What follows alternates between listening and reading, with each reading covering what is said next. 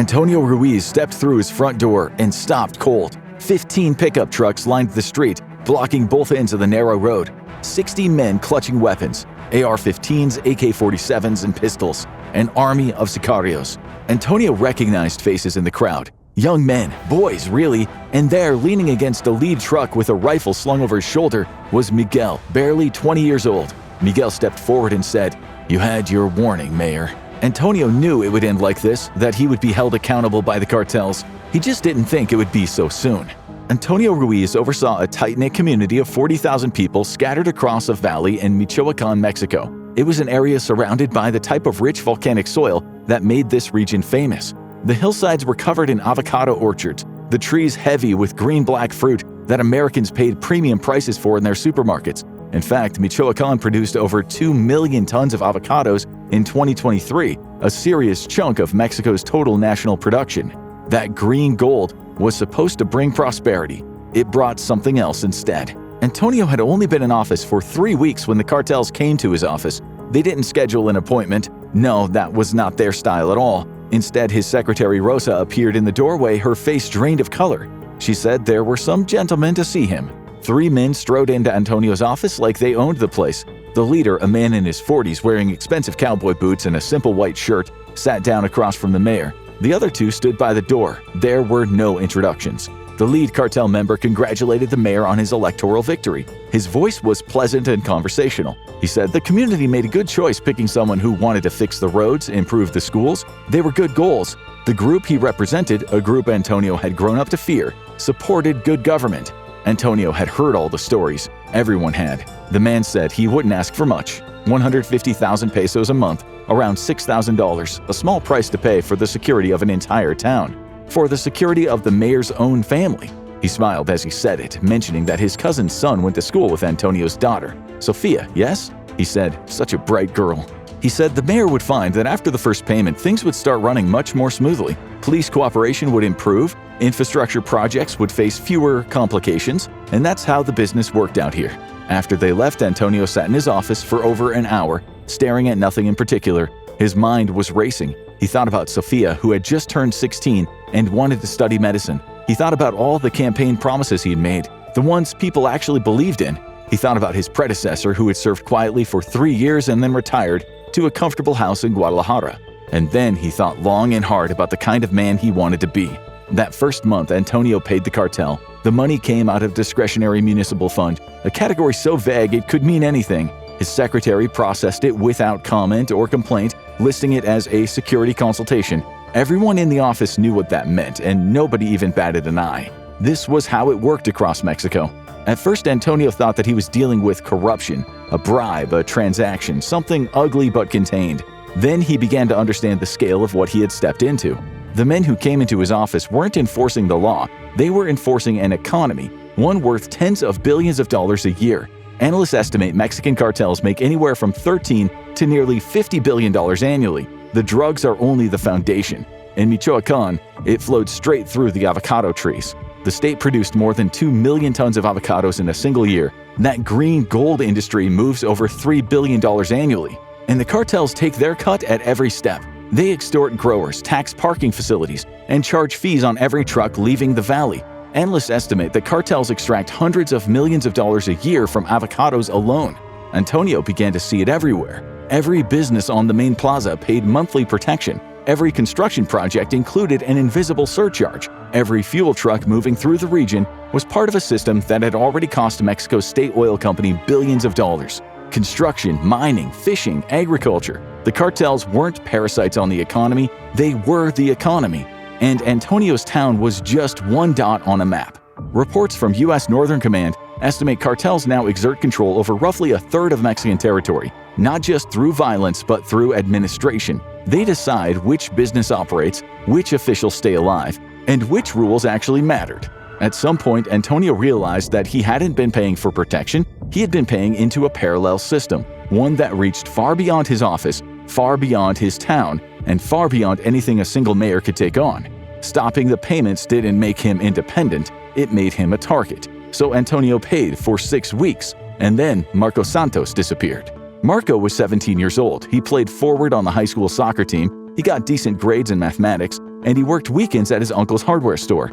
He was ordinary in every way that mattered, and that made what happened to him even more devastating. It happened outside of the school. 3 Sicarios in a pickup truck pulled up offering Marco and his friends a job. It would be good money, they said, respect, protection for their families, and most importantly, phones. New ones, the kind that cost more than their parents made in an entire month, and that could be life-changing. Marco's friends took the phones, but Marco said no. That was on a Thursday. By Saturday, he was gone. Marco's mother, Patricia, came to Antonio's office on Monday morning. She hadn't slept in 3 days. She begged the mayor to find her son. She said that he hadn't done anything wrong, he just said no. Antonio tried to make a few calls. He went to the state police first, who naturally said that they'd look into it. He went to the municipal police, whose chief listened with an expression that said he already knew exactly what had happened. He went to the federal hotline for disappearances, where he was given a case number and told someone would follow up within 72 hours. It was an everyday occurrence in Mexico. As of September 2023, over 111,000 people were reported to have disappeared. More than 52,000 unidentified bodies remain in morgues and state institutions. Marco Santos was probably nothing more than a statistic now. And they were right. They found his body 4 days later on the highway to Uruapan, dumped in a drainage ditch. The state police called it gang-related violence. There would be no investigation into the matter. Antonio attended the funeral. So did half of the town, even if they never met Marcos. Everyone understood what his death meant. It was a message, a reminder that this is what happens when you say no. Sophia came with Antonio, clutching his hand tightly. She listened as the priest spoke empty words about God's mysterious plans. She watched as Patricia Santos collapsed against the coffin, her wails cutting through the cemetery like physical wounds. On the drive home, Antonio's daughter was quiet. Then she told her father what she had long been thinking, that he could have saved Marcos. He was the mayor after all. He hadn't tried hard enough. He could have done something. And she was right, he hadn't, because trying hard, well, that meant confronting the people who had killed Marco, and confronting them meant becoming a target. That night, Antonio lay in bed and realized his entire family was in danger. If Marcos could disappear, why couldn't Sophia or his wife Maria? But then he thought again about the promises he had made, and he thought about the man in the expensive boots in his office. He thought about the men carrying the rifles who treated human life like a line item in a ledger. He thought about Marcos, who said no. Antonio decided then and there to fight back. His first move was naive in retrospect. He stopped the payments and actually believed that that would be enough. For 2 weeks, nothing happened. Rosa processed the municipal budget without the security consultation. Antonio redirected that money into resurfacing the road near the elementary school. He felt briefly like he was actually governing. Then his office windows were shot out at 3 in the morning. Nobody was hurt, which was intentional. The bullets came through in a neat pattern, shattering glass across his desk where he would have been sitting during business hours. The cartels were announcing, in the only way they knew how, that they knew where he worked, where he sat during business hours, and what would happen the next time he showed up.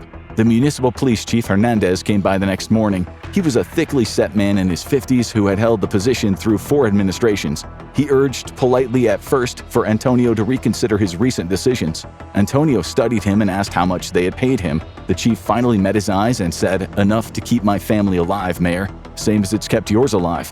He reminded Antonio that he wasn't the first to want to change, just the first in a while stupid enough to try. And police corruption is nothing new. In Guanajuato State, an elite task force discovered more than 150 police officers working simultaneously for the government and the Jalisco New Generation Cartel. Antonio's town was smaller, but the corruption ran just as deep. A 2023 survey revealed that around 20% of respondents reported having been asked for a bribe by police, with such practices most prevalent among municipal and transit forces. Today, a majority of Mexicans believe most or all police officers are corrupt. Antonio was learning that fighting the cartels meant fighting the very institutions supposedly designed to stop them. He tried going higher. He called the state governor's office, where an assistant promised someone would look into the situation. He contacted a federal authority, spent 3 hours filling forms out online, and received an automated response acknowledging his complaint. He even reached out to a human rights organization in Mexico City. The more he tried, the less things changed. Meanwhile, the pressure increased. Graffiti appeared on businesses that supported Antonio's mayoral campaign. The priest who had spoken publicly about Marcos' death was stopped at a roadblock one night. He was released after 6 hours with Silencio carved into his back.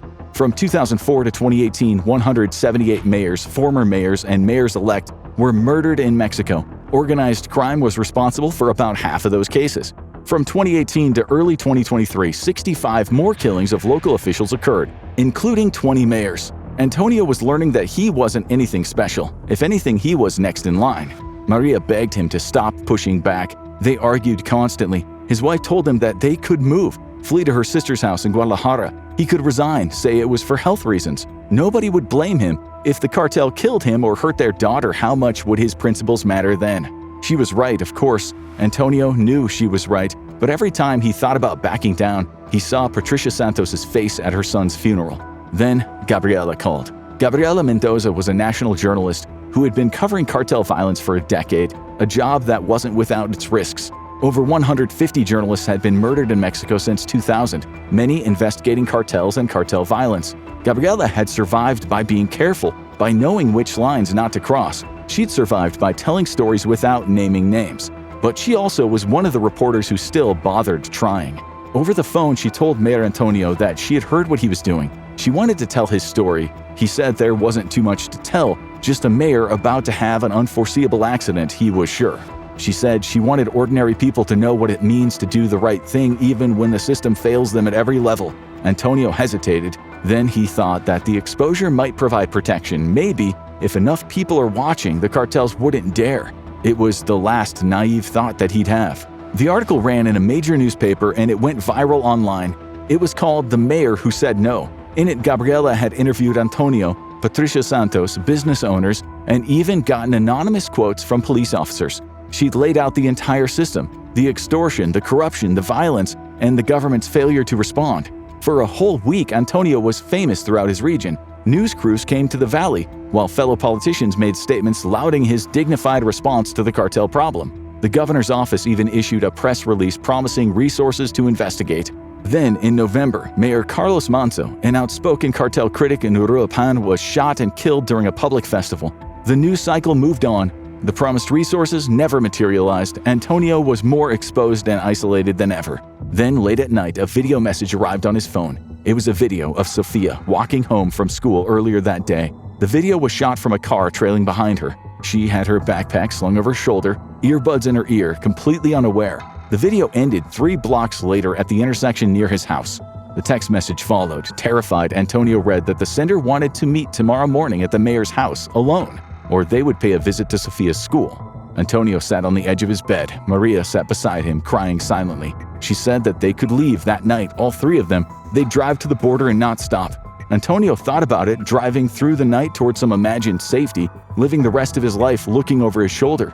He then thought about the more than 480,000 people who had been killed in Mexico since the government deployed to combat trafficking in 2006. He thought about 111,000 disappeared people, and about how it all seemed so insignificant until it was his own daughter being threatened. There was really nowhere to run. The cartels were the system. There was no escape. He spent that night writing letters, one to Maria, one to Sofia, one to Gabriela. He told them all that he was sorry and that he had tried, and then at dawn he walked out his front door. Antonio looked at the faces surrounding him, boys turned into killers by a system that offered no other path. He thought about the duopoly of power, where the government provided basic services but cartels controlled who lived, died, and who got to say no. Antonio told Miguel, the lead sicario, that everyone would be watching now. Gabriela would write another article. The news would carry the story. Miguel replied that they had killed journalists before. It was nothing new. Standing in the dawn light, Antonio knew he had already lost.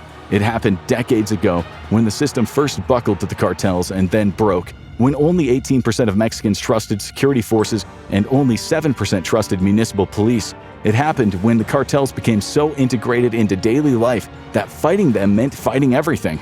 The real tragedy wouldn't be his death, but the lack of change as a result. Maria and Sofia fled to the U.S. Gabriela kept reporting despite death threats. Antonio's town got a new mayor who knows not to resist. The extortion continues. Antonio tried to break the system. Thousands have tried. But some fights can't be won by courage alone. Now go check out Times Cartels Messed with the Wrong People, or click on this video instead.